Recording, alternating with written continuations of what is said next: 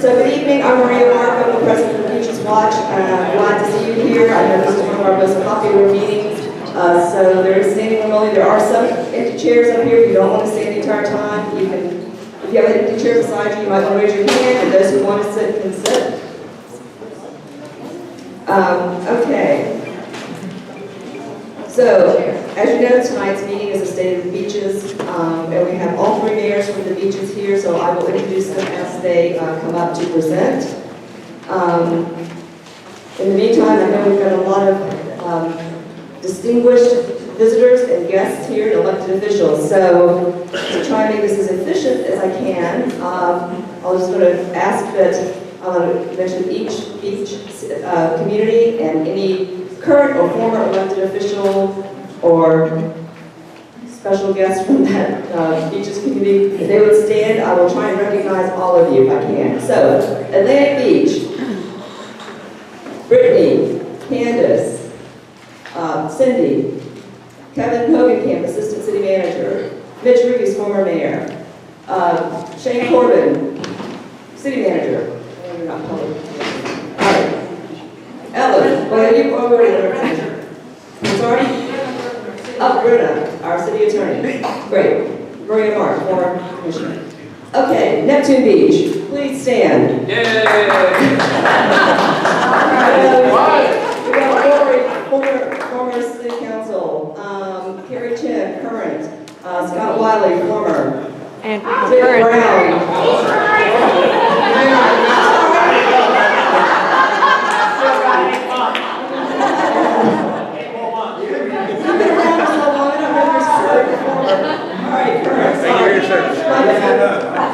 Dick Brown, former mayor, right? Okay. Anyone else from Neptune Beach? We have a Neptune Beach, please. City manager. I have not met you, I'm sorry, but say your name. Stephanie Wynn. Thank you.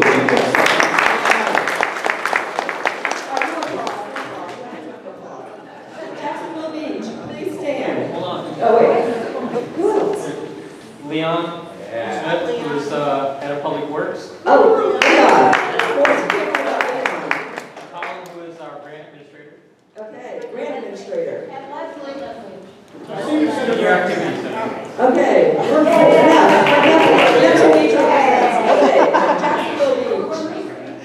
We've got Janelle in the back. We've got, of course, Charlie. Thanks for being here, Janelle. Sandy. Anyone else? Jack's Beach, is that? Okay, we've got Gary Flower, County Court Judge. We've got Bill Oliver, City of Jacksonville, retired. Jack Smith, Congressman Rutherford's office. I saw Jeff Sample from the Water Management District. Anybody else who wants to be recognized? We've got Neptune Beach City finest here in the corner. Thank you very much for being here. Anybody else? Anyone? Okay, done. Okay, so as you know, we do record our meetings. Oh, Donna. Donna is sitting here all by herself in the front row. Come on, guys.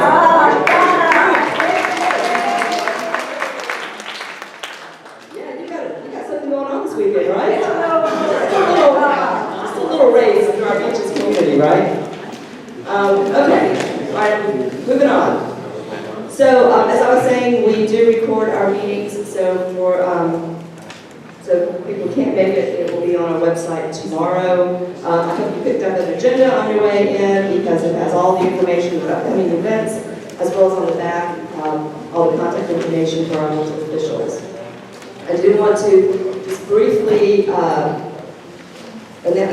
mention some of the things that are coming up because they are important. Most important is our membership drive. Membership is what fuels us, it's what allows us to host these programs as well as the other things that we do for the community. So I have our little pitch up here. Either join or renew your membership. $5 for students, $15 for individual, $20 for family. Or you can make a donation. Here are some of the things that we do. Our general programming support, our Give Back Award that we give to an organization in December, $1,000, and most recently our renamed Fletcher High School Flan Sharp Memorial Scholarship, $1,000 for the seniors. So you can make a donation specific to either those programs or for general programming. And your support and your membership is what really keeps us going. So thank you very much. Okay, so the beaches communities are doing a lot of visioning and design workshops. So on the agenda are the schedules for those workshops. Jacksonville Beach, they're seeking community input for their future visioning. It looks like they have 3 different opportunities to be involved. We all urge you to be involved. Get involved. You can't really complain if you're not doing anything and participating about it. Okay, so make your voice heard, be known. Neptune Beach, they're going through a neighborhood design workshop. They also have several opportunities to get involved. Our member social is coming up next month, so that's going to take the place of our normal monthly meeting. And the member social will be at the Beaches Museum, where we've hosted it for the past several years. Thank you, Chris Hoffman. So if you're a member, if you're not a member, please come join. We have food, fun, festivities. We've got a great raffle. This is kind of turning into our annual fundraiser. We get businesses, local businesses to donate gifts, gift cards, merchandise, and then we hold a raffle. We'll sell raffle tickets. So there are new business owners out there who would like to make a donation. We will gladly accept that as well. But yeah, it's a fun event. We will be recognizing our Beach of the Friend, Friend of the Beaches Award, Beautiful Beaches Award, who is our distinguished Bill Gulliford. So if you really want an opportunity to roast him, this could be your chance. You could sell tickets for that, right? No, it is a fun time, and we really encourage everyone to come out. Let's see, our legislative session has begun.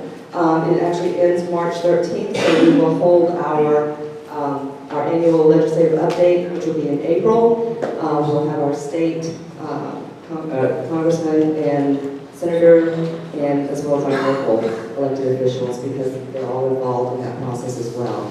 So we'll get the update of the good, bad, and ugly that happened or didn't happen in Tallahassee. A new partnership that we've created is with Common Ground. They hold what's called, it's a deliberative dialogue, and it's really about getting the community together in these focus groups, and where we can hopefully find common ground on some of these really impactful and sometimes controversial subjects. It's Palms Presbyterian is where it's hosted. The next one coming up is actually February the 20th, and it's on how can we bring costs down and get the health care that we need. So we're always looking for participation from the community, highly encouraged. We're also looking for people who would like to moderate these sessions. So the more present you are, the more information we can glean and hopefully work together as a community. Okay, let's see, what else? Oh, so this is something else. It's our annual weed wrangle. It used to be the air potato roundup. I don't know if you guys are familiar with air potato, but it's a highly invasive plant that has taken over a lot of our parks and preserves and open spaces. So it used to be called the air potato roundup. It's now called the weed wrangle. It's a cooler name. That's coming up February 29th. We're looking for volunteers. It's from 9 to 12. The site that we're going to be hosting is at Howell Park in Atlantic Beach. We'll have several different sites. Just come out. We'll have all the supplies for you, and we'll have snacks and drinks and everything too. So we'll post this on our website and try and get the word out. It's a great community service project. So for any of you that have students who need community service hours, send them out. It's a perfect way to get those hours in. And I will remind you before we leave, but also this is the paper in your chair. It's our survey. We started this year where we want your input. We want your feedback on these meetings. We want to make sure that the subjects we're bringing to you are relevant. And we also like to get suggestions from you as far as future topics that you would like to hear. Okay, anything else? Did I forget anything else? I don't have notes here. Thank you. Okay, good. So we will begin with our presentation. We will start with Mayor Charlie Latham from Jacksonville Beach.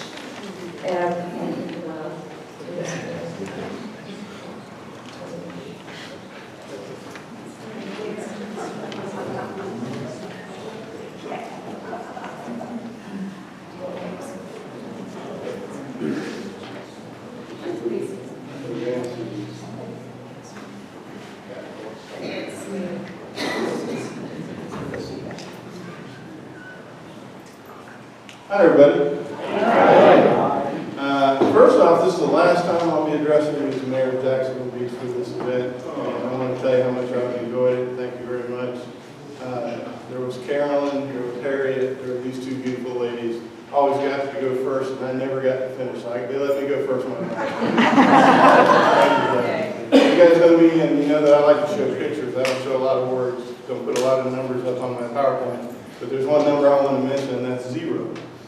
And that 0 is going to be the amount of debt we have in Jacksonville Beach when I leave in November this year. So I'm pretty proud of it.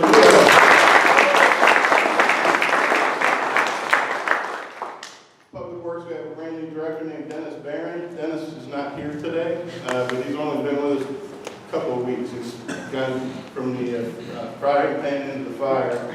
We've got a lot going on. You can see our ADA walkovers. We've got 3 in Jacksonville Beach. The others are all being redone this year.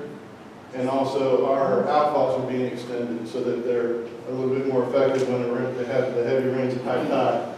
Pier, everybody here knows the pier actually belongs to the city of Jacksonville. We liaison with them. We're also having discussions with potentially taking over the operation of the pier after it's fixed. And I've got it from a pretty good source that the current estimated time of repair is November of 2022. 12th Avenue South Storm Basin. One of the other things I'm proud about, I wish I thought I was thinking about on the way in here, I wish I had taken pictures, brought pictures of Jacksonville Beach as it floods. But I was able to, with the help of the council and other members of DOT and Senator Roger Gibson and our own Senator Aaron Bean, was able to get $30.2 million to fix our flooding problem. We're in the middle of fixing that now. This is at the 12th Avenue South Stormwater Basin, which is at the end of near 3rd Avenue. A lot of people are upset because it's a real pain to go through this, and it is a painful experience. It's loud, it's dirty, it's messy, but when it's done, it's pretty impressive, and the flooding problem will be a fraction of what it's been in the past. Infrastructure improvements, this is the outfalls being extended back further into the ocean, so we have less of a drainage issue when the rains are really bad. We've also put in some stormwater pump stations that are more permanent, that are making it easier for our staff to get the water out. This is a before and after 2nd Street. We're doing a lot of infrastructure redevelopment, and you can see that's kind of in progress over there, but at the end it looks pretty nice, and there will be another slide here that talks about this a little bit more in detail. Our water tower rehab is completed. We'll be doing the other water tower shortly. Kind of neat with our new logo, not seal, but our new logo for Jacksonville Beach up over the left chair. Charging stations, we have 2. One in Lakeland Plaza parking, the other in the Pier Parking Plaza. This is what I was referring to, if you guys remember, we're taking this redevelopment all the way down to 16th Avenue South in 4-block increments. And here's an example of what it looks like when it's finished. It looks a lot better than it used to, that's for sure. Downtown redevelopment, it's moving along a little bit slower than we like, but it still continues to move forward. As I like to say, the ship's pointed in the right direction, but the screws aren't turning very fast. We are making good decisions, and there's a lot of exciting things happening in our downtown. Most of you are familiar with it, but we'll cover it here in just a second.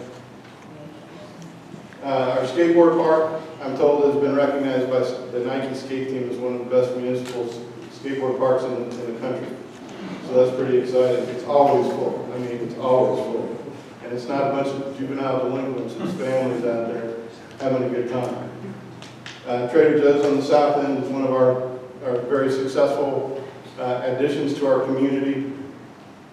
And someday when I have more than 15 minutes, I'll tell you how that happened. It's exciting. Redevelopment in South Beach, Jack's Beach over on the South Beach Parkway. These crosswalks, they came from a young lady, I think she was at the time in Jack's Beach Elementary School, came in and addressed the council and said she was worried about getting to the bus stop across the street on the South Beach Parkway. So there's an example. The skateboard park was during a town hall meeting with the middle school. One of the kids said they really wanted a skateboard park, and they all clapped, so they got a skateboard park. So we've been paying attention to the youth and others in the city that have specific issues that we need to help address. Ocean Terrace is our last major development in Jacksonville Beach for housing. We're pretty much running out of space. So I'm shifting gears now to park and recreation. Jason Fatides is our public works director.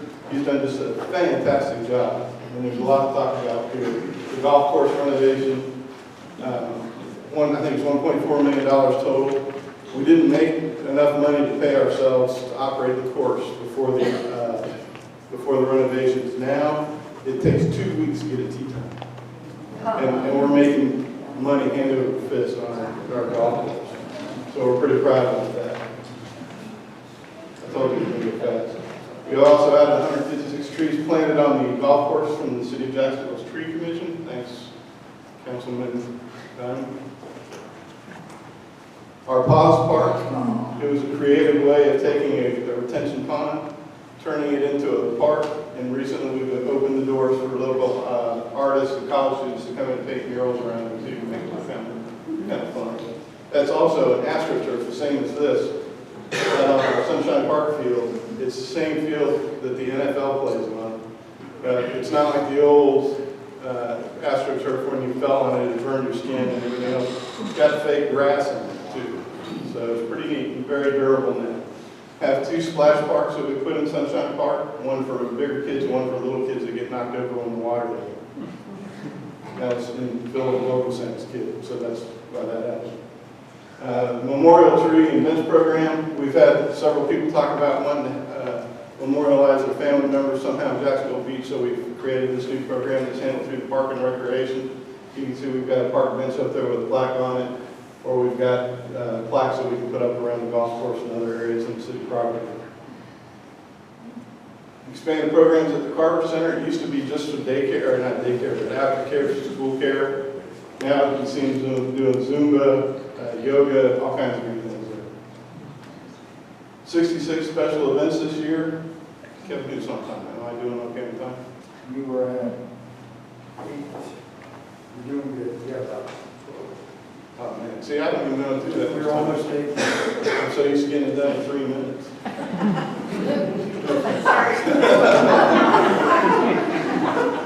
We had 66 events this year. Kurt's here. Curtis Loftus here. You know, mental applause for Curtis Loftus for everything he's done to help us turn our downtown.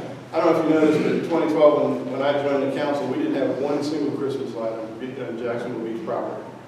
Now we have a world-renowned festival every year with this deck of chairs. And this year we had the Marine Corps band out there. We had a tuba symphony with over 100 tubas that was absolutely stunning. So very grateful. Spring in the Blues is always big. Our nighttime movies are very popular. Okay, upcoming projects, we're getting ready to put sun shelters over the driving range so that people come out even when the weather's a little bit less than perfect and enjoy the day. We're also in the process of replacing all of our equipment at the respective different parks in Jacksonville Beach, particularly Sunshine Park. Beaches Energy. Director is Alan Putton. Alan's recently been selected to be president of the Florida Municipal Power Association, which is we're members of the group. And he's doing just a fantastic job, as evidenced by a lot of things. One of the things, solar project that we've gotten into. Alan and I went to the groundbreaking for this construction solar park down in South Florida. Right now we're generating 25 megawatts of power through solar power and distributing it to Beaches Energy customers. And we're getting more as we go along.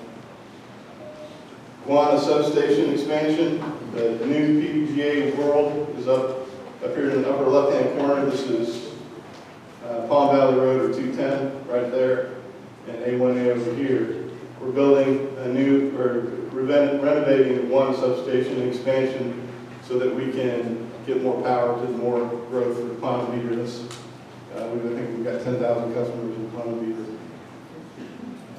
The Sampson substation improvements. This transformer is going to be replacing one of 3 that we've got in the substation. Just wanted you to see how big it was. One of our teammates down there, Jameson.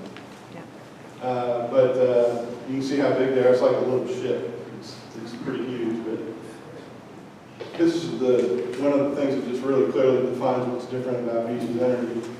If you took all the Florida municipal power agencies that are run run by cities in average. That's what the first number is. This is the average number of minutes out per customer per year. Got it. Almost 79 for the municipalities. Florida Power and Light, 54.8. You can see for yourself. Tico 94, Duke 98, Gulf 96, FPUC 154, Beaches 31.76. That's not too shabby. And also the average of times out per customer. In other words, how many customers, what's the percentage of the customers having, I got rid of it. So I just spent the last 2 days in Tallahassee, so I've got like no brain cells. But you can see that we average less than one person, each person less than one time out per year.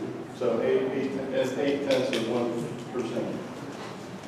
We're getting ready to release a new outage management program that will allow you to track when the power's down, where the origination of the outage is, and how long it's going to take to come back, so you don't have to just stare in the dark house and wonder what's going on. And you can get it by phone. People say, "Oh, what's that? How do you get to it?" Planning and development. This is our downtown. I'm almost out of time, so this is going to work out perfectly. Waterfall condominiums. This is over on near South 16th Avenue South between 15th and 14th, I think. This is our the old Dolphin Depot property. This is going to be a combined use project with some hotel and some short-term rental and on-site parking in this building.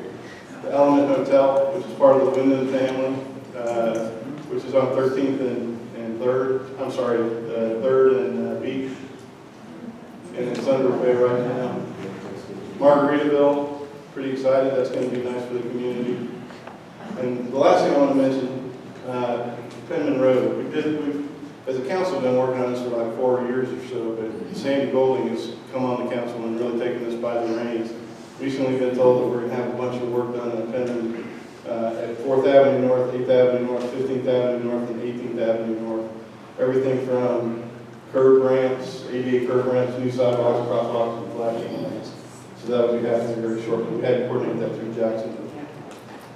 Welcome to our new leadership. Mike Stefopoulos is our new city manager. George left after 23 years. I think he got tired of me. City Attorney Chris Ambrosio, Susan Early, our previous attorney, returned back full-time with her firm. And that's it. I made it into my right.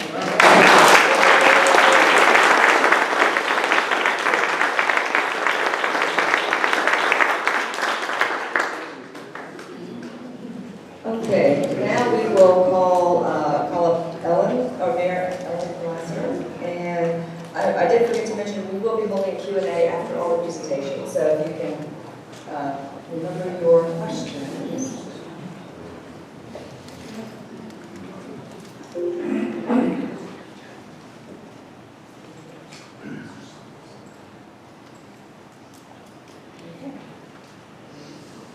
Greetings, everybody. Once again, it's really a pleasure to be here and consider it such an honor to serve as the mayor of Atlantic Beach. I want to thank Mayor Latham for his service and Mayor Brown, and they're both wonderful mentors to me.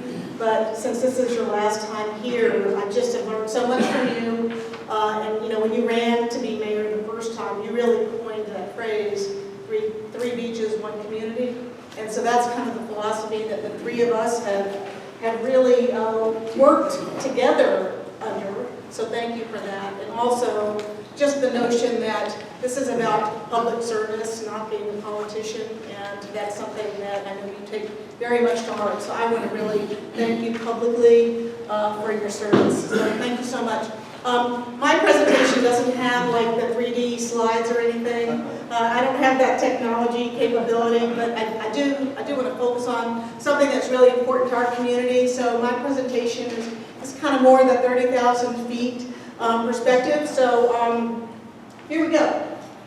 Well, and thank you, Beaches Watch, for what you do. It's awesome. Really appreciate the service that you provide with the community and everybody coming out. Okay, so every one of our beach communities is different, right? You can just drive down A1A and you can tell how they're different. Jack's Beach is a lot bigger than we are. We have about 13 14,000 people, and we're much more residential. We have the two main commercial corridors with Atlantic Boulevard and the Mayport corridor. So I don't have like Margaritavilles to show you. We're all about sort of protecting our way of life, our quality of life in terms of that residential character that we love in Atlantic Beach. So we've got a lot of things that sort of add to our quality of life. I'm not going to read this, you can sort of look at it. But you know, our beaches, marshes, lots of parks, our love of our tree canopy, and we're trying really to focus on our community in terms of drilling down to do things for our seniors, our military, be business friendly, things like that. The photo that I put up here is just one example of the focus that we put on public art, sort of coming up with an eclectic approach to sort of making our city beautiful and inviting. This is a jellyfish mural that we painted off of Mayport Road in a pretty, I don't think the owner's here, but a pretty ratty area, and now we turned it into something beautiful. I want to thank our city manager, Shane Corbett, for really kind of leading that effort. And before I proceed, let me just say thank you to our elected officials. Many of you came tonight. Commissioner Anderson, Commissioner Kelly, and Commissioner Norris. And I think everyone else was recognized, perhaps, except I think our only department head here tonight is Kathy Berry. And Kathy, could you raise your hand? Are there any other of our Atlantic Beach employees that were not mentioned?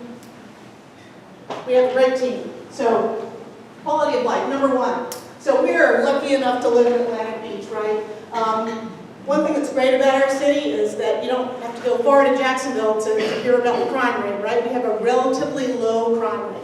Some of our biggest problems are car break-ins, vandalism. Our response times are super low, and we have a real community policing strategy. And are very active on social media. People love our police in Atlantic Beach. So I'm sure you guys have all heard. Our Chief of Police, Michelle Cook, has taken a leave of absence. She's running for sheriff in Clay County, and she will be a fantastic candidate. And in the interim, many of you may know Vic Valilo. He was the interim chief before, and he will be in that role again until we see how that election goes. But our police department is in great hands. We have the lowest millage rate in Duval County, and we are not at zero debt yet, but we are very fortunate to have our revenues gone up, and we've been addressing our funding policies with respect to our pension and other things so that we can try to be smart for the future.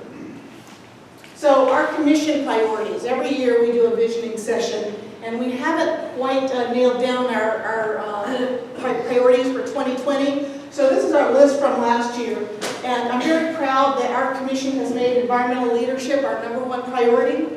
And then on down, flood and storm resilience. So we focused a lot of our infrastructure projects on our aging infrastructure and planning for the future. The Mayport Road corridor, our beach to marsh parks master plan, because our parks are such a gem in Atlantic Beach. We've done an inventory to try to make them even better. And so that's a big priority for us. Neighborhood and community identity, bringing communities together, particularly the west side of Atlantic Beach to the east side of Atlantic Beach. And then finally, oh my gosh, parking and mobility, those are issues, and I'll maybe talk about them later and answer questions about it. Parking is a real problem at the beach. But if that's our only problem, we're lucky enough. All right, so just briefly, environmental leadership is our top priority. The previous commission created the Environmental Stewardship Committee, and they do a lot of work in our community. It is a citizen-led effort. It is an advisory group to the commission, so they're not just out doing whatever they want. But they've done things like spearheaded our LEED for City certification. We're the first city in Florida to be certified at this level. And so to do that, we had to gather data according to many metrics. I've listed a few of them up here. And we're going to use this data to try to improve how we do in these categories. So it's not just an exercise in getting a certification. It should be an exercise in how we manage better for the future. And then we, again, put a great priority on our tree canopy. Our Tree City USA, I think we planted about 200 trees last year in different areas. We're starting to plant them rights of way so that we can really make our gateways into our city beautiful. And then our heritage tree program. It's difficult to convince private homeowners to designate some of their beautiful trees as heritage trees because it's hard to trim them. If you want to sell your property, that might be a limiter for somebody that wants to redevelop. And of course, they would have the right to do so. But we've designated some on our city property, and we're trying to encourage other people to do that because we are all about our tree canopy in Atlantic Beach. Is that me? That's probably my husband.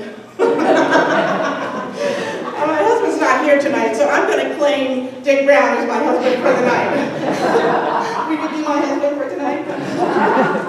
Last year you didn't recognize him, so I got to make sure to do that.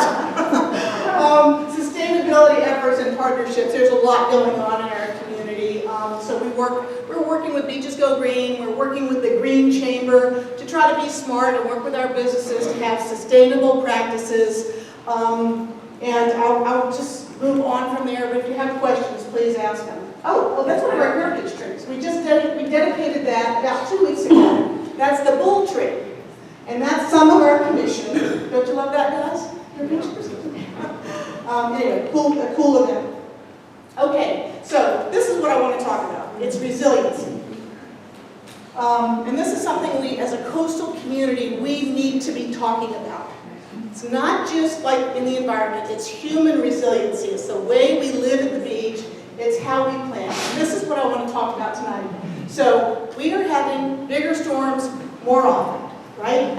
And I start with the rainfall of 2015 because that's when we had about 14 inches of rain that destroyed 130 homes and aquatic gardens. It wasn't even a hurricane, but we had that kind of damage.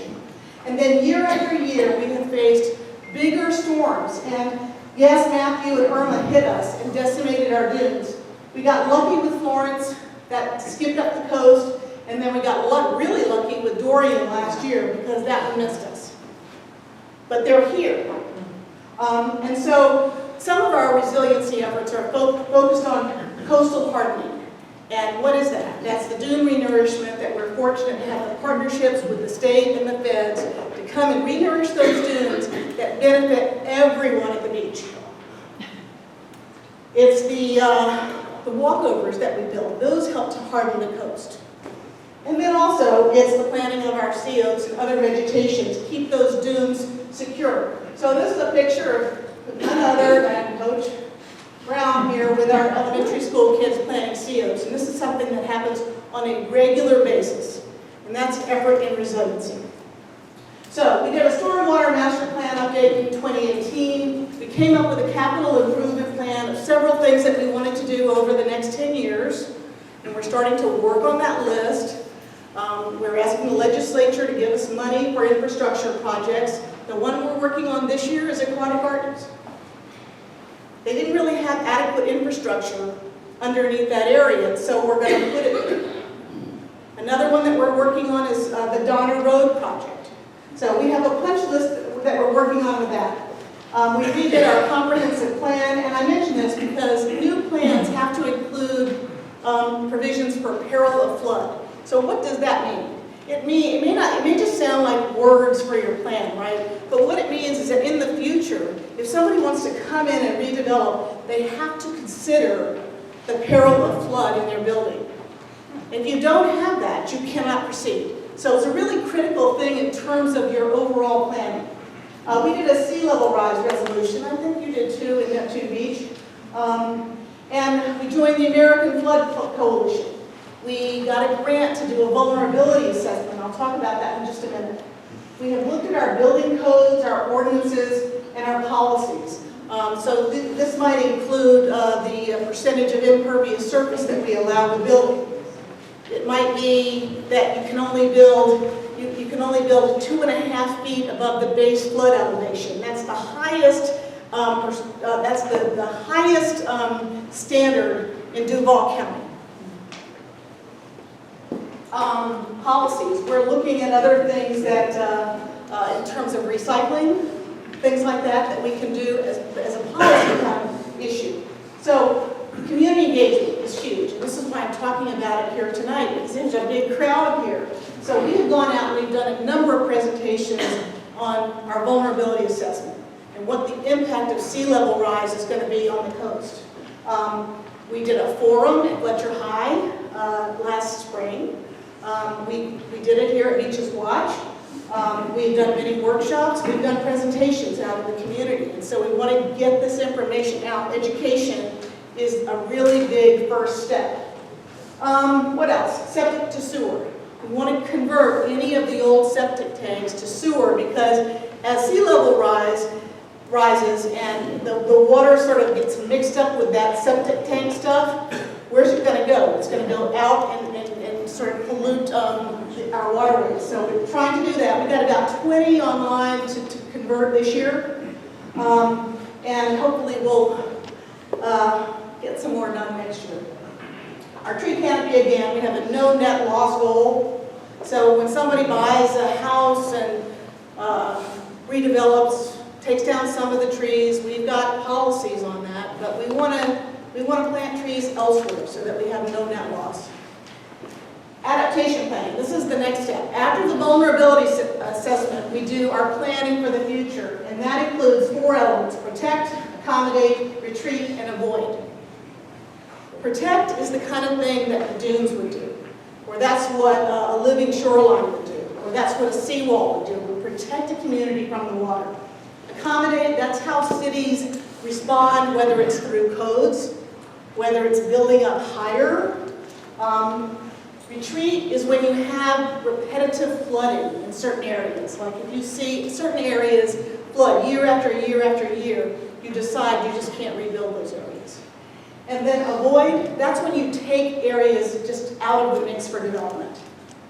You just say, okay, this land could be developed, but we're just not going to let it be developed. So those are 4 key elements that play into adaptation planning. And I think we have applied for a grant. Shane, did we get it? I don't know yet. Okay, so we applied for a grant to help us with this piece. So what we have learned through talking to people in this community is that for every dollar we spend, we can save $4 to $5 in the future in terms of having to repair or replace. So, sea level rise. We've done presentations on this, and I want to say that we in Atlantic Beach have adopted a very sort of middle of the road approach to this. So we're looking at data from NOAA, and we basically have sort of used this red line, sort of a center line for what we project the sea level rise is going to be in the coming years. I've seen presentations that have numbers that are much higher than this. So this is based on the gauge at Mayport. This is not just me making it up, this is the data. And what we've done is we have sort of looked at this in sort of 3 stages, 25 years, 50 years, and 100 years. I'm only going to talk about the first 2 because to look at something in terms of 100 years, that's really, you just don't know what's going to happen in 10 years that might affect that. So it's not really all that productive to focus that far in the future. So what we're looking at, you can read this, is in 25 years, which is about the length of a mortgage perhaps, using a conservative approach, a projected sea level rise of a little over a foot. And in 50 years, getting close to 3 feet. And I've seen numbers that are a lot higher than that. So for Atlantic Beach, our city hall is built right next to a creek. I mean, what we're looking at in 50 years is having our city hall be surrounded by water during almost every storm, so you can't get to it. I mean, it will have an impact in our community. So, what did we do in our vulnerability assessment? We got a grant, and I'm just going to say that, I am not a scientist. I do feel like there is some synergy going on. The city of Jacksonville started a resiliency committee. We have a resiliency officer under Governor DeSantis. I think Neptune Beach just created a resiliency coordinator position. There is some synergy in talking about this. And so most of us in government don't think it's too productive to talk about sort of how and why we got here. but rather to focus on the whens and the whats, and that's why data is the key. So, what scientists agree on is that sea level rise is accelerating. So what we did with our vulnerability assessment is we took the sea level rise numbers and then we added nuisance flooding and storm surge on top of it. Because that's just not something that you see when you look at the FEMA flood map. You just don't see that. They're looking at today's snapshot. They're not looking in the future. And so we used that model, and then we came up with some maps for 25 years away, 50 years away, 100 years away. And so the good news is that we have an opportunity to plan for this. There are things that we can do. And so education is really key right now. So I'm really pleased that Atlantic Beach has been recognized for its efforts.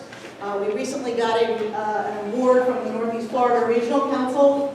We've been featured in the League of Cities magazine, and we are working actively on our adaptation plan. So here are a couple of pictures from Dorian. So, I mean, you guys remember how scary that was, right? And, you know, every year you wonder, okay, is it going to hit again? And then, the weather's nice, and then you sort of forget about it. So that would be storm amnesia. And then you have another hurricane hit, and it's like, oh my gosh, am I going to have to evacuate again? So even though that storm missed us, here's a map in West Atlantic Beach of the nor'easter that led up to Dorian coming by. And then the day later, which would be the nuisance flooding that comes with the storm. So this is the kind of thing that's going to be every day in the future. Storm amnesia and storm fatigue are real things. I mean, I talk to people every day that have moved from this house because they're tired of the trees falling down. Or they just don't want to have to evacuate them. Am I done 30 seconds? I have 30 seconds left. Okay. All right. So I've got some models for what things are going to look like in the future. I'm not going to talk about it because I'm not going to have time. So what's coming up? We continue to talk about paid parking at Town Center. It has not officially rolled out yet. We're trying to make it consistent on both sides of the beach.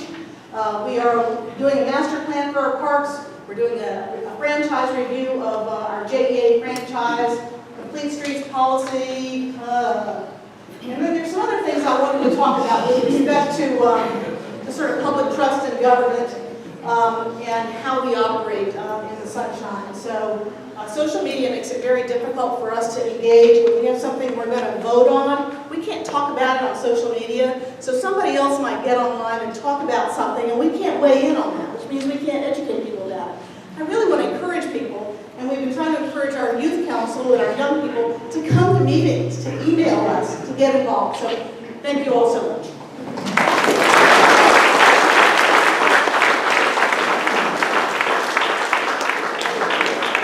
Thank you, Mayor Glasser.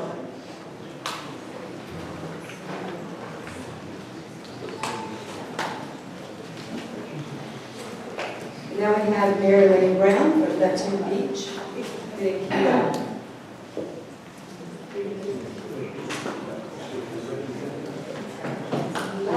Good evening. Thank you, Beaches Watch.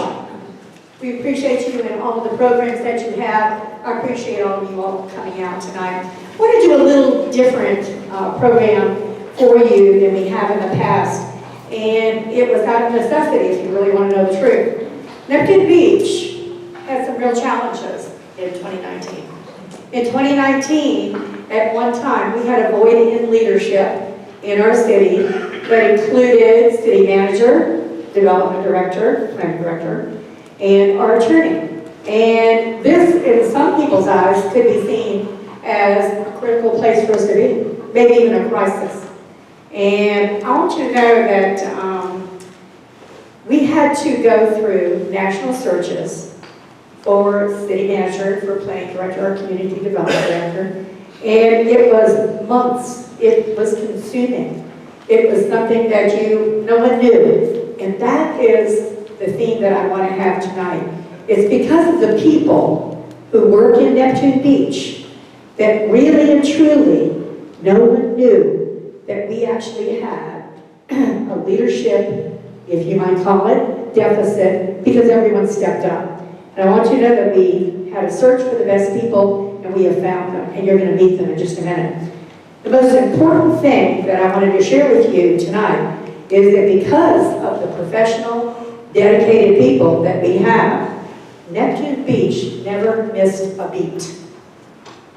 Employees had to step up, and Leon Smith is here. Leon Smith stepped up for Public Works as our interim city manager.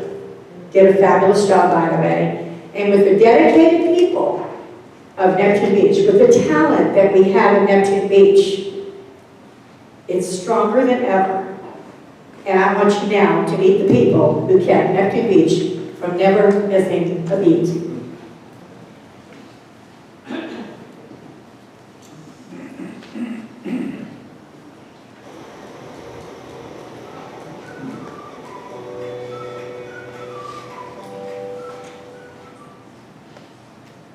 Hi everyone, my name is Stephen Lynn. I'm Neptune Beach's new city manager. My wife Autumn and I hail from Indiana and have 3 children, Sebastian, Sophia, and Colette, all soon to be centers. I'm absolutely excited to lead our city's team in 2020 and beyond.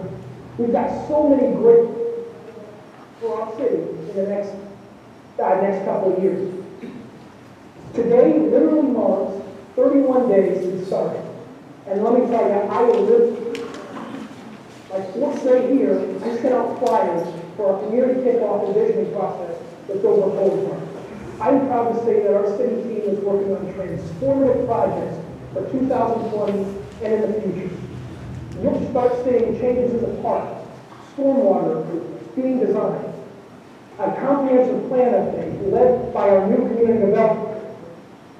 I'd like to introduce you to the people who keep our city running.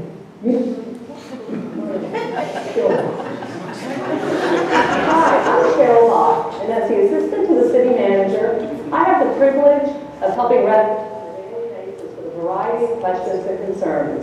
Whether you have a repair or safety issue, want to schedule a city manager, need to report a garbage or recycling problem, interested facility for a special gathering, planning a special event in the park, or perhaps you want to hold a beautiful wedding on our beach. I'm your first point of contact, so feel free to call me anytime. I'm here to serve you.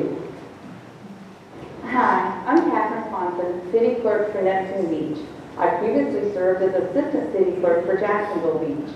I am a member of the Florida Association of City Clerks and the International Institute of Municipal Clerks. In 2019, I earned my Certified Municipal Clerk designation. Also in 2019, the city launched our new user-friendly, accessible website where all of our meetings are live streamed. I am Public Records Custodian and fulfill all public records requests. I'm also the Elections Officer and Human Resources Coordinator. So if you want to speak at a meeting, need a public record, run for council, or apply for a job, come see me. Hi everybody, my name is Peter Theotis. I'm Director of Finance for City of Neptune Beach. My duty is here to prepare and issue budgets as well as financial statements on a monthly basis. Currently we're working on implementing pay package together with Atlantic Beach. We're hoping that in the future this program is going to be a success. And we are striving here to make sure that City of Neptune Beach is a great place to work and live. As one of Jacksonville's finest oceanfront communities, from the moment I entered the city of Neptune Beach, I knew exactly how special it was. Where else do you get an exquisitely designed town center right on the ocean front, just minutes from downtown Jacksonville? As a doctoral student at the University of Florida, I had the opportunity to look at public participation, analyze demographics, and look at levels of inclusivity, as well as the effect on economic growth.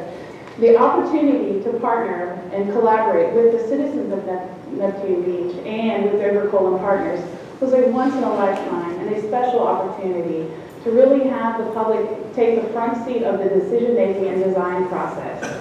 This will lead to plans and the identification of funding sources critical to developing an already desirable oceanfront community and to becoming the very best that it can be while setting the stage to embrace and maximize future opportunities.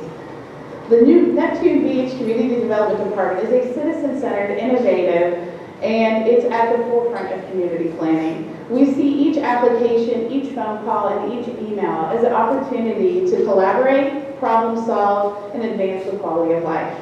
From plan reviews to economic development, long-range planning, and special project coordination, the Community Development Department is the hub that embraces the public as partners in the pursuit of maximizing the health, safety, and public welfare.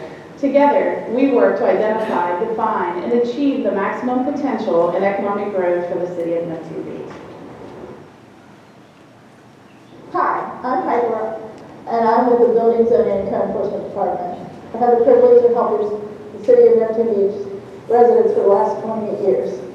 You probably think it's kind of funny that we're sitting in front of a half-empty building, but the reason we're doing this is the perfect example of what our department does. A year ago, this property looked like this. It was vacant and abandoned with vehicles in the driveway, tall grass and weeds, and debris stored in the yard. Code enforcement was able to contact the previous owner to get the property cleaned up and to have it put up for sale. The new owner chose to go through the zoning process to secure the needed variances and then the building and permitting to transfer this property into a home that they can be comfortable with, their own piece of paradise. Construction can be stressful. It is our goal to make it as easy as possible for our residents. We're here to answer questions, fill out paperwork, review and process the application, and turn them into permits, and schedule the inspection. The best part of our job is sharing in the feeling the resident has once the project has been completed. Hi, I'm Colin Ward.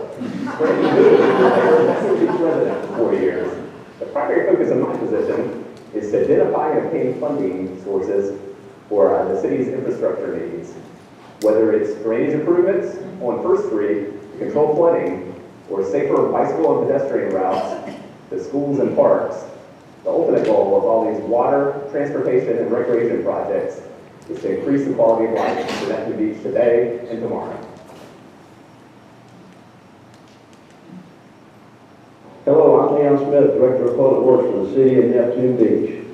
Public Works provides the citizens and residents of Neptune Beach with safe drinking water, treated wastewater, stormwater, streets and sidewalks, parks, among many other things. I'd also like to introduce you to a few of my key staff.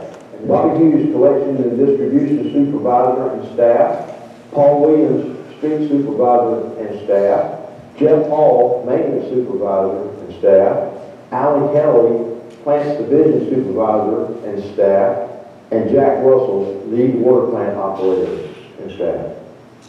Hi, I'm Megan George. I'm the Deputy Director of Public Works. The city has some exciting projects coming up for the residents of Neptune Beach over the next 5 years. Currently, we have Jarboe Park in the engineering phase, and you'll see construction happening in the next year. We also have a lot of stormwater projects coming up. Florida Boulevard is going to be getting a new bridge put in within the next year, and over the next 5 years, we have 2 more culverts that will be done and laterals that are going across 3rd Street. We also have some major upgrades that are coming to our wastewater treatment plant, and we're finishing our connection to the East Coast Greenway that runs from Maine all the way down to Key West.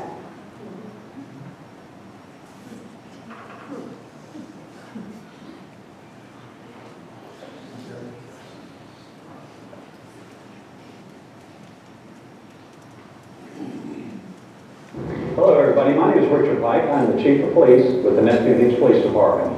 Hi, my name is Michael Key. I'm a police commander with the Neptune Beach Police Department. Hi, my name is Gary Snyder, and I'm the Commander of Police Operations.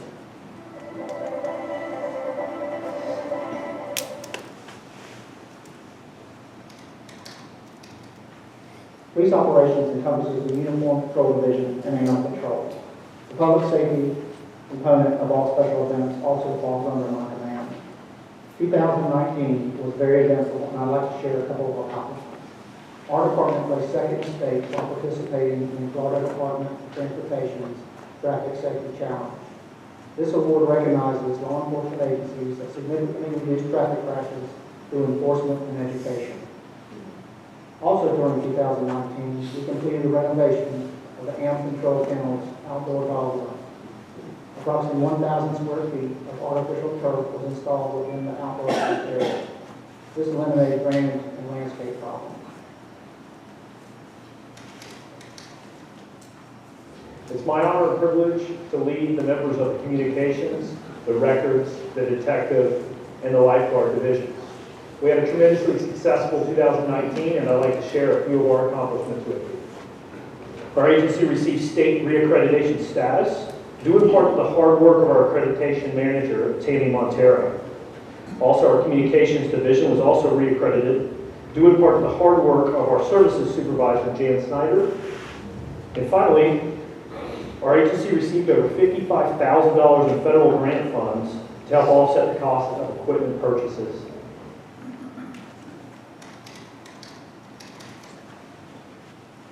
This evening, I'd like to take a couple of minutes to talk to you about some of the things that we've been involved in and have accomplished this past year. This year, we've taken numerous firearms and narcotics off Neptune Beach streets. We hosted the 26.2 Donna Marathon, which required months of planning, Easter in the Park, and a bicycle rodeo, Chiefs Walk, spring movies with the mayor, facilitated a safe dancing in the streets, participated in the beach's opening day parade, were involved in the career day at Neptune Beach Elementary, July 4th holiday, which also required months of planning. Continued the highly successful school safety liaison program at Fletcher High, Neptune Beach Elementary, and Beaches Chapel K through 12. Escorted the Fletcher football team to all away games, planning and activated during Hurricane Dorian. Bahama Island Relief Collection, Halloween Parade at Town Center, our No Empty Stocking program, Cookies with the Cop in Jarbo Park, Pete's Thanksgiving Bash, fall movies with the mayor at Jarbo Park, Christmas in the park, package drop-off and pickup, Christmas parade in the Town Center, Santa's ride through the city, and many, many more. I'd also like to say on behalf of the men and women of the Neptune Beach Police Department, we look forward to what's to come and are committed to providing the best service to the residents of this great city. Thank you.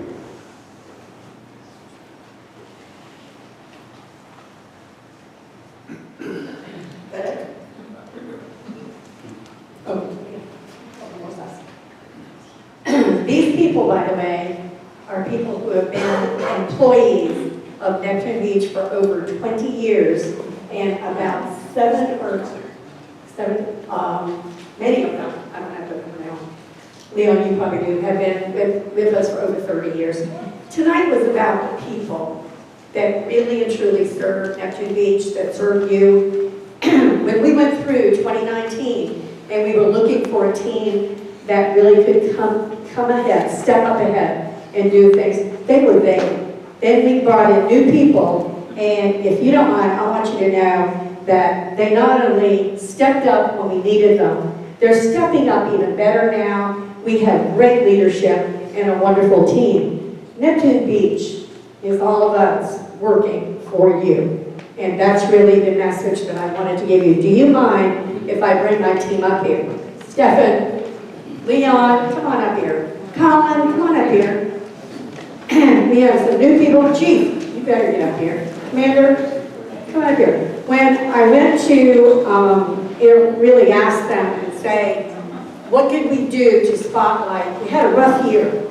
It was a lot of work for everybody. People had to do jobs that they hadn't done before and step in where they didn't really have the experience to absolutely do that, but they did it. And it made a huge difference, and it made this city an even stronger city. And I want to thank you. Would you join me in thanking all of them?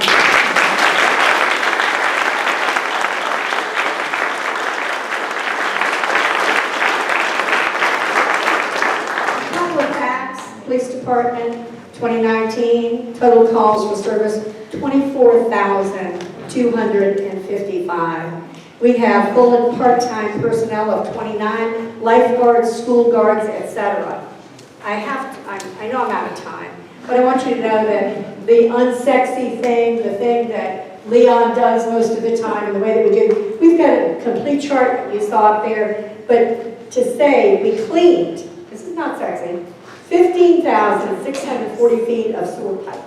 Now, may not be, and it probably isn't anything that you will ever need to know or see, hopefully, because these people take care of it. This is the heartbeat of Neptune Beach. Now I'd like for you to, Carrie, would you please stand? And I know Scott, you are here, city council members, and I don't know, is Fred here?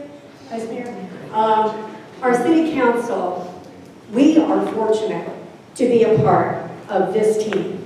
This is what we really and truly count on to help us to make this a better place to live in.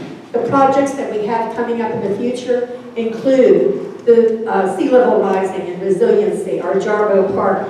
We know these are the things that we want and we want to see completion on. Leslie, why didn't you get up here, by the way?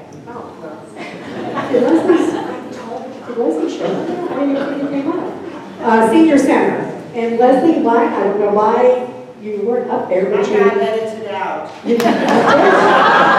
And it was a great interview, by the way. It was 27 seconds, it wasn't long. It was fabulous, and she is fabulous. I want you to know, and Scott, I want to thank you. I want to thank Carrie and the other city council members. Neptune Beach had a rough year. It came out stronger. We enjoy serving you, and we're proud to be a part of our Neptune Beach and our Three Beaches communities. Thank you.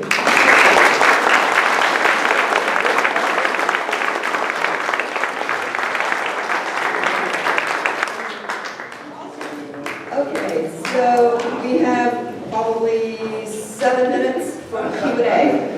I know we try to keep everybody on time, however, you know how that goes. But they did have a lot to share, and I want to thank the mayors for all their hard work, and all the staff, and particularly Chief Pike for supporting Beaches Watch. Otherwise, we would not be able to have our meeting here. So thank you all. Of course, the Honorable... I just wanted to ask Mayor Latham a question. Is it true that Beaches Energy submitted a bid to buy JEA?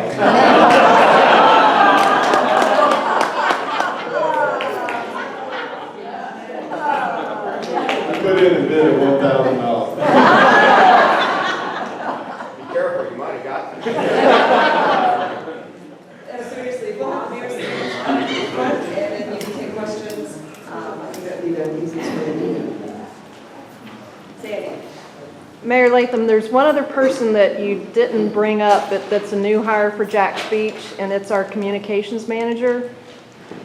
Would you just mention the fact that we want to improve communication with our community? We do, and I'm embarrassed to tell you, I can't recall his name. I don't know.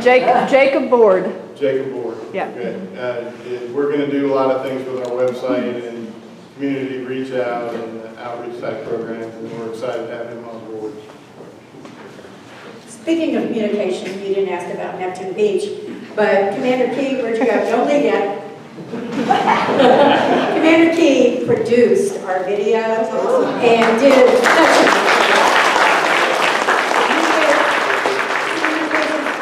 for the city of Neptune Beach. And when we started talking about this, when the team was pulled together, I have to tell you, it was because of him that everybody was spotlighted the way that they should. Great job, thank you. Can I just say one thing real quick? There's an issue out there that we need to talk about that none of the three of us addressed. And we've talked a lot about home rule. There's an issue in the legislature right now, House Bill 1011, that basically has the state to come in and take away all our rights to manage short-term rentals. Short-term rentals east of 3rd Street really haven't been much of a problem for anybody in the last several decades, because those of us who live east of 3rd Street, we realize that that's just part of the splendor of living on the east side of 3rd Street. What's happening now is LLCs are coming into single-family neighborhoods like in Jacksonville Beach. They're buying homes, they're stripping them out, putting more beds in there, and making them high-occupancy residential units. In one case, 16 people are authorized to sleep in one house in one of the Jacksonville Beach neighborhoods. So I went to Tallahassee yesterday and testified on behalf of the city. We need to get involved in this as a community. I took a little bit of heat and pushback from the legislators in the committee yesterday because I brought the constituents into it and what the impact was to the constituents, and that makes them mad because they like doing things without constituents being involved. So look forward to some information coming out here shortly about what you can do to help. But look up House Bill 1011, And look at what that is going to, go home tonight, go in your backyard, stand in the middle, and look at each direction and say, what if that house had 18 college kids in it until 3 o'clock in the morning? What if that house had a wedding party with the girls out giggling until 2 o'clock in the morning? And look at each direction and say, which one is it okay that becomes a house with 18 people? And the answer is 0. So help us stand up and fight.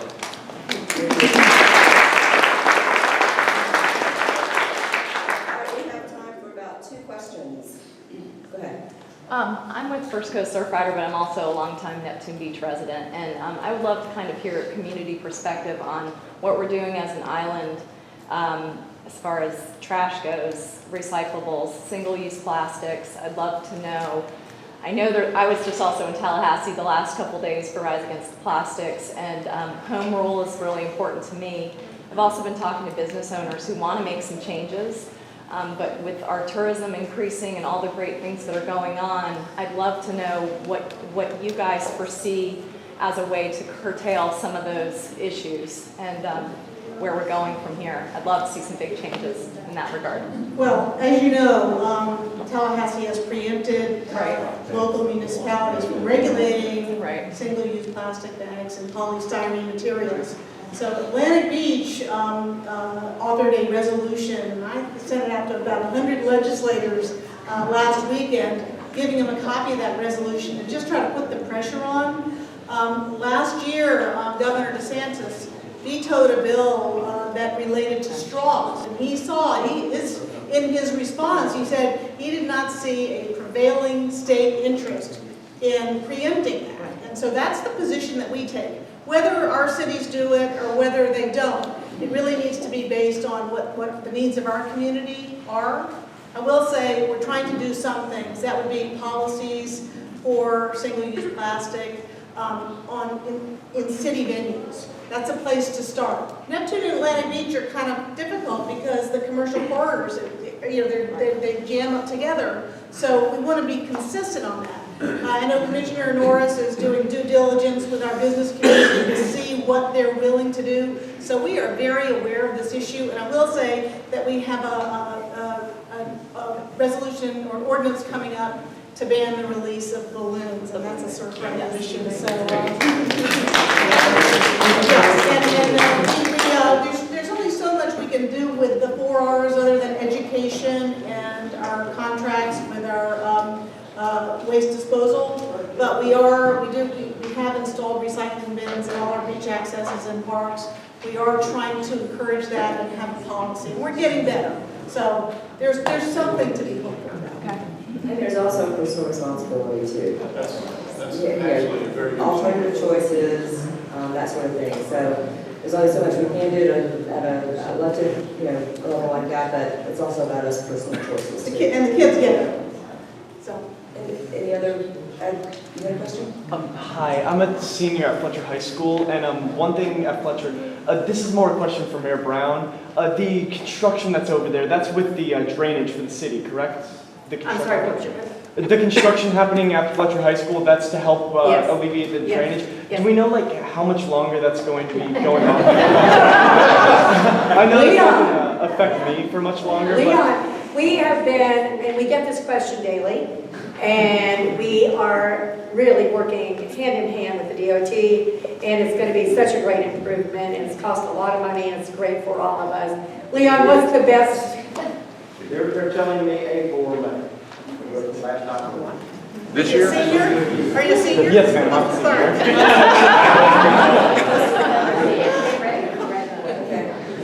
Thank you so much. Great question, though, and it's all going to be worthwhile, believe me. For sure, definitely. Can you educate us a little bit about why the Peters would take so long?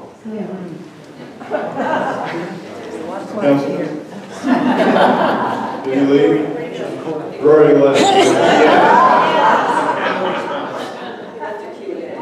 I'm happy to talk offline about it in a little more detail, but, and former Councilman Golford might be able to help shed a little light on it too, but in the big scheme of things, it wasn't a big Jacksonville priority, no disrespect, Bill. What are you talking about? Pier. And Yeah, I kept hammering. He did, but the rest of his colleagues, it just didn't, we had trouble finding some money for it. We've got it underway now again. We've got a contractor, a plan approved. hopefully it'll get done. When I called Rory last night and asked him for a date, he said November 2022. There's always a possibility we can get it done quicker than that, but unfortunately it's outside of our control. Oh yeah, we got a forum coming up. What date is it? 26th of March. March 26th, Fletcher High School, 6:30, I think it is, 6:30 to 8. We're having a three-city forum on suicide. Believe it or not, suicide is the leading cause of death in all three cities right now. It's getting out of control. And so we want to have a community discussion about it. We're inviting the Fletcher kids to come into both the middle school and high school and their parents. So I invite all of you to come out and join us because there's people out there that need some additional information and support. Okay, we'll take one more question in the back. For years, calls for service has been brought up here. All the beaches, we have a tremendous influx of people that come here, and the majority of the calls for service are not from beaches people. It's the #1 cost for all the beaches in your budgets for police and stuff. Isn't it time that we get Duval County to help us out a little bit in that? Maybe a substation here, because I know that our police officers have to transport somebody all the way downtown. It takes hours to process them, and they're off the streets that whole time. It's time for Duval County to help us out because it's their problem coming here. Well, I can tell you, and the chief might be in a better position to talk specifics, but we all have interagency agreements with the sheriff's office. They do what when we ask for help, they provide it. For all major events, they're there to support us all. 4th of July, Memorial Day weekend, parades, things of that nature. How about a substation here that we drop? I don't think that they are ever going to be in a continuous staffing mode. They will be needed. And each of us have our own police stations on scene, or on site. Go ahead. I know that my jurisdiction is Atlantic Beach, but I have to say, if I had a priority for a substation, it would be for the north of Atlantic Beach, Mayport Road area, where the response times are like 20 minutes from JSO to that area, and our response times are less than 3, so it's not uncommon for Atlantic Beach to respond with the because it's the right thing to do. Yeah. And let me just say that there isn't a time that our chief anytime that he needs the help of JSO, he can pick up the phone, but that's his call. And quite frankly, we've got some new officers on, and we're handling Neptune Beach so well, and the response time is so minute, and we're very well protected by them. But also, what I really want to say is that if we need JSO, if we need Jack's Beach, Atlantic Beach, these beaches are covered, and we can get the response from everyone. We are a partnership with all the agencies, and it can sometimes be more than JSO, believe me. I'm not saying that all 3 beach police departments aren't excellent. I really feel they are. I'm just saying that the expense is being fielded by the residents or people that don't live here. Right. Well, a couple things. Response times in Jacksonville Beach, since we talked about it, for non-emergencies, just under 5 minutes, and for emergencies, under 2 minutes, which is pretty doggone. It's great. But, the answer is that really the only thing we can do is put up a toll. Ocean County. Yeah. I say that. Ocean County will work too. But, the truth of the matter is, we've got 3 great police departments that work well together. With Jacksonville, Jacksonville, but, unfortunately, they have the right to come in here. It'd be great if we could come in here. No. So I just want to say on the topic of JSO, we're getting tremendous support from them, and this weekend is a big weekend with the Donna Breast Cancer Marathon. Atlantic Beach is all in, so, our hearts go out to the survivors and all the people that support that